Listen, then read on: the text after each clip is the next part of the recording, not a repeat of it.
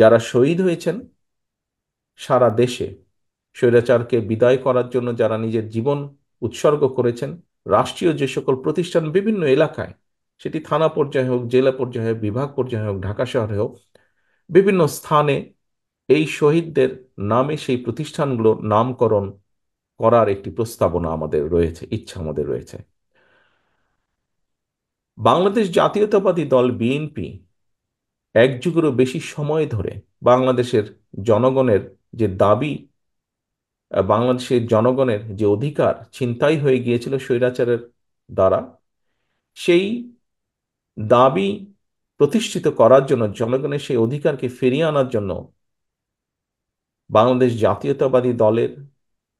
মূল দল সহ বিভিন্ন অঙ্গ সহযোগী সংগঠনের বহু নেতাকর্মী আত্মাহুতি দিয়েছেন, বহু নেতাকর্মী বিভিন্নভাবে নির্যাতিত অত্যাচারিত হয়েছেন। এর মধ্যে রিসেন্টলি ছাত্র জনতার অভ্যুত্থানের মাধ্যমে জুলাই আগস্ট মাসেও বহু মানুষ আত্মাহুতি দিয়েছেন,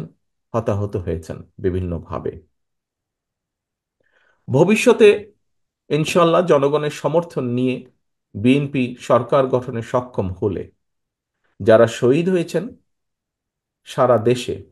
স্বৈরাচারকে বিদায় করার জন্য যারা নিজের জীবন উৎসর্গ করেছেন, এরকম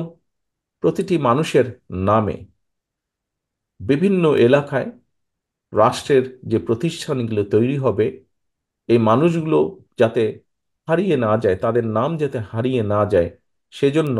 রাষ্ট্রীয় যে সকল প্রতিষ্ঠান বিভিন্ন এলাকায়, সেটি থানা পর্যায়ে হোক, জেলা পর্যায়ে হোক, বিভাগ পর্যায়ে হোক, ঢাকা শহরে হোক, বিভিন্ন স্থানে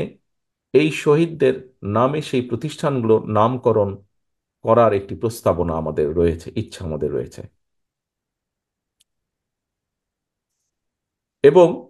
একই সাথে একটু আগে যেই কথাটি বলেছি, যে যারা বিভিন্নভাবে ক্ষতিগ্রস্ত হয়েছেন, কতটুকু আমরা পারবো জানি না, তবে আমাদের অবশ্যই প্রচেষ্টা থাকবে যে কয়জন মানুষকে আমরা সহযোগিতার হাত বাড়িয়ে দিলে তারা কিছুটা হলেও সুস্থ হয়ে উঠতে পারবেন, সেই প্রচেষ্টা আমরা গ্রহণ করব। যে কজন মানুষকেই করা সম্ভব সহযোগিতা, এটি একটি। আরেকটি বিষয় আপনাদের সামনে আমি আজকে উল্লেখ করতে চাই। এখানে আমরা 10 জন, মাত্র 10 জন মানুষকে আজকে আমরা হুইল চেয়ার দিচ্ছি। আন্দোলনের বাইরেও বিভিন্নভাবে সামাজিক ভাবে বহু মানুষ, আমাদের বিভিন্ন পরিবারে বহু মানুষ আছেন যারা বিভিন্নভাবে জন্মগত কারণেই হোক, জন্ম অবস্থা থেকেই হোক, অথবা বিভিন্ন অসুখের কারণেই হোক, পঙ্গুত্ব বরণ করতে হয়েছে। বাংলাদেশের সামাজিক অর্থনীতির প্রেক্ষাপটে যদি পরিবারের কোনো সদস্য পঙ্গু হয়ে থাকেন, সেই পরিবারের উপরে এটি বেশ একটি বোঝার মতন হয়ে থাকে, সেই পরিবারের কষ্ট অনেক বেড়ে যায়। আমি আমার ব্যক্তিগতভাবে নিজের যেটি ইচ্ছা, আহ, এখানে ডক্টর মকিত আছেন, ডক্টর মকিতের সাথে এই ব্যাপারে প্রায় বছর 2-3 আগে আমার একবার আলাপ হচ্ছিল। ওনার একটি প্রতিষ্ঠান আছে, যে প্রতিষ্ঠানের মাধ্যমে